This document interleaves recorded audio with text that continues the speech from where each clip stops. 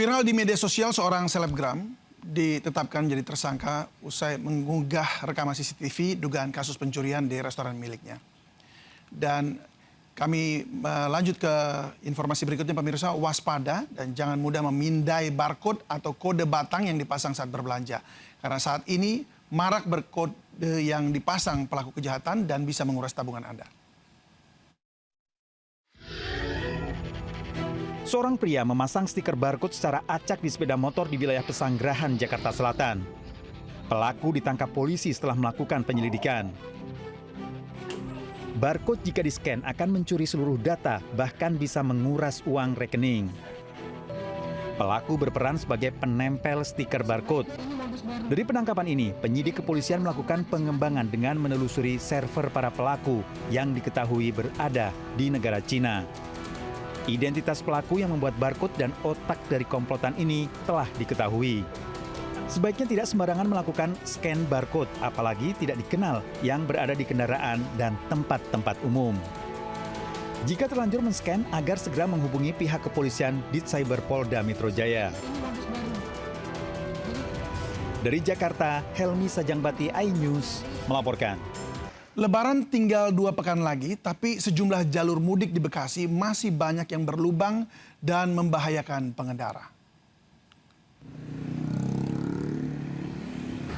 Ya, ini pemirsa, salah satu jalur mudik yang berlubang berada di Jalan Insinyur Haji Juanda, Bekasi Timur, Kota Bekasi.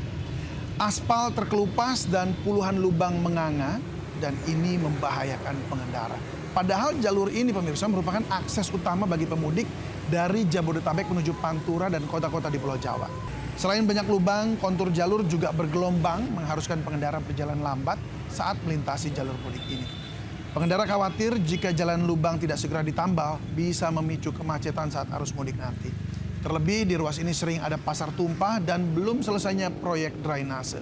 Jalan Juanda Bekasi Timur ini diperkirakan mulai ramai pemudik pada H-7 pekan depan.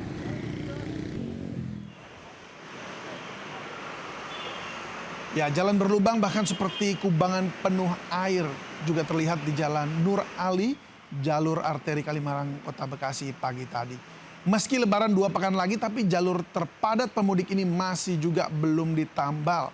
Pengendara harus ekstra hati-hati saat melintasi jalur ini, terutama bagi pengendara motor yang rawan terperosok di lubang tertutup air. Kondisi jalan berlubang parah sudah terjadi pada 3 bulan terakhir. Aspal terkelupas akibat curah hujan tinggi selama musim hujan. Ya, dan pemirsa, sudah ada rekan Yasmin Atania di jalur arteri Kalimalang, Kota Bekasi. Yasmin, apakah sudah ada perbaikan jalan hingga siang ini? Selamat siang David dan juga pemirsa, kondisi terkini di salah satu jalur mudik di Jalan Arteri Kalimalang, Kota Bekasi, Jawa Barat hingga saat ini masih terdapat kerusakan di sejumlah titik. Salah satunya tempat saya melaporkan saat ini yakni di ruas Jalan Kiai Haji Nur Ali atau di Jalan Arteri Kalimalang sisi selatan. Juru kamera kami Santo Sado akan memperlihatkan kepada Anda secara langsung dari layar televisi. Seperti inilah kondisinya, permukaan jalan terlihat berlubang dan juga bergelombang. Sejumlah lubang bahkan memiliki kedalaman diperkirakan sekitar 10 hingga 15 cm. Kondisi ini tentunya cukup membahayakan bagi pengendara yang melintasi ruas jalan ini. Dan genangan air yang menutupi permukaan jalan juga membuat sejumlah lubang tidak terlihat jelas oleh pengendara. Tadi banyak pengendara yang terpaksa mengurangi kecepatan dan juga berusaha menghindari lubang agar kendaraan mereka tidak terperosok ataupun mengalami kerusakan. Dan berdasarkan informasi dari warga sekitar, kondisi jalan berlubang di lokasi ini sudah terjadi kurang lebih sejak 2 hingga 3 bulan terakhir. Kondisi ini bahkan disebut pernah menyebabkan sejumlah pengendara mengalami kecelakaan. Pengendara yang melintas di jalur ini, baik dari arah Jakarta maupun dari arah Pondok Gede, terpaksa melaju perlahan dan harus lebih berhati-hati karena kondisi jalan yang tidak rata. Warga berharap perbaikan jalan pun segera dilakukan agar jalan dapat kembali layak dilalui dan juga tentunya ini mengingat momen arus mudik lebaran yang kian mendekat. Sekian informasi yang dapat kami sampaikan, kembali ke studio David. Baik, memang harus segera diperbaiki. Terima kasih Yasmin Atania. Selamat bertugas. Sementara itu pemirsa, sejumlah ruas jalur mudik di Pantura Cirebon, Jawa Barat juga dalam perbaikan. Dan perbaikan jalan ditargetkan selesai 10 hari sebelum Lebaran. Mendekati arus mudik lebaran, jalur nasional Pantura Gebang di Kabupaten Cirebon juga mulai diperbaiki. Banyaknya titik kerusakan membuat pengerjaan harus dilakukan bertahap. Lalu lintas sempat tersendat karena penyempitan jalur. Kerusakan seperti jalan berlubang dan bergelombang berbahaya bagi pemudik yang akan melintas nanti. Dan perbaikan dilakukan demi keamanan dan kenyamanan pemudik.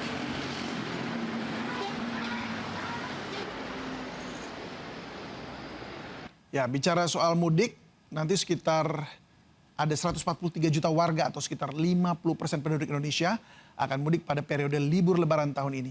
Nah, pastikan informasi mudik Anda ditemani oleh tim liputan mudik lebaran News Media, maksud kami iNews Media Group yang keberangkatannya dilepas kemarin.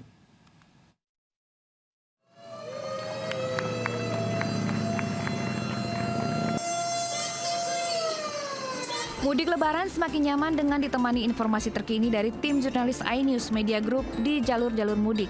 Momen pelepasan tim mudik dihadiri Menko Bidang Infrastruktur dan Pembangunan Kewilayahan Agus Harimurti Yudhoyono. Selain itu, momen pelepasan dihadiri langsung oleh Chief Executive Officer iNews Media Group, Angela Tanu Sudibyo. Terima kasih kepada Ibu Angela dan teman-teman dari iNews Media Group, termasuk juga Brigjen Polisi Faisal. Kita ingin terus membangun sinergi yang baik, mempersiapkan arus mudik dan arus balik lebaran.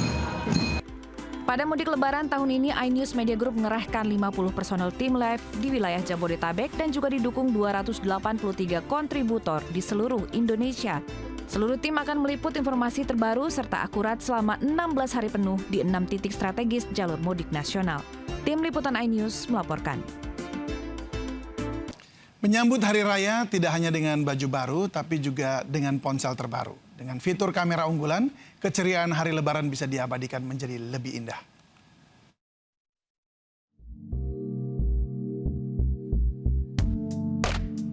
Sambut Hari Raya Idul Fitri tahun ini dengan gadget baru. Karena Huawei Device Indonesia resmi meluncurkan Huawei Mate X7 dan Huawei Watch Ultimate 2. Telepon genggam lipat canggih dengan durabilitas tangguh dan kamera unggulan serta smartwatch premium dengan fitur yang luar biasa. Kamera lipat terbaru ini dirancang dengan ketangguhan yang lebih baik, mengusung desain ramping serta ringan. Dari sisi kamera, Huawei Mate X7 menghadirkan kualitas superior yang membuat pengguna profesional semakin terkesan. Kita memberikan banyak experience bagi para konsumen yang memang sudah sangat familiar dengan handphone-handphone yang foldable. Jadi full layar besar dengan multitasking, tidak hanya untuk 1 atau 2 kegiatan, bahkan dalam 3 kegiatan sekaligus dia bisa melakukan di layar ini. Dan yang paling menurut aku impresif adalah fiturnya berupa telefoto makro. Jadi kadang kan kalau kita manusia normal kita nggak bisa ngelihat ya gimana kayak detail-detail kecil, kayak serangga, refleksi pada bayangan mata gitu. Tapi menggunakan telefoto makro itu dari fitur True to Color-nya juga 2.0 itu bisa kita dapat detail yang benar-benar impresif, mengagumkan. Huawei Mate X7 dibanderol seharga Rp29.999.000. Sementara Huawei Watch Ultimate 2 bisa Anda dapatkan di harga Rp12.999.000 dan tersedia di seluruh toko resmi Huawei. Dari Jakarta, Abdul Aziz Andri Setiawan, iNews melaporkan. Viral di media sosial, seorang selebgram ditetapkan menjadi tersangka usai mengunggah rekaman CCTV dugaan kasus pencurian di restoran miliknya. Atas peristiwa yang menimpanya, dirinya pun curhat di media sosial dan meminta kejelasan hukum atas kasusnya. Saya mohon perlindungan hukum untuk saya, korban pencurian. Saya harap sudah jatuh tertimpa tangga. Pepatah inilah yang kini dirasakan selebgram Nabila O'Brien. Ia mengaku ditetapkan sebagai tersangka setelah mengunggah rekaman CCTV dugaan kasus pencurian di restoran miliknya di wilayah Jakarta Selatan. Melalui akun Instagram @nabobrien, Nabila mengungkapkan telah ditetapkan sebagai tersangka sejak 5 bulan lalu. Tidak hanya itu, ia juga diminta untuk mengakui bahwa video yang diunggahnya hanyalah fitnah dan ia diminta uang sebesar 1 miliar rupiah. Nabila tak terima dijadikan pelaku, padahal ia merasa dirinya korban. Ia pun meminta Komisi 3 DPR RI hingga Kapolri Jenderal Listio Sigit agar memberikan kepastian hukum atas kasus ini. Saya korban pencurian yang menjadi tersangka di Barreskrim Polri. Saya diam selama 5 bulan. Karena saya takut untuk bersuara dan bicara. Hari ini saya memberanikan diri untuk mengungkapkan ini dan mencari keadilan. Selama 5 bulan, saya diminta untuk mengakui bahwa apa yang saya ungkapkan dan CCTV saya adalah fitnah. Juga, saya diminta 1 miliar rupiah.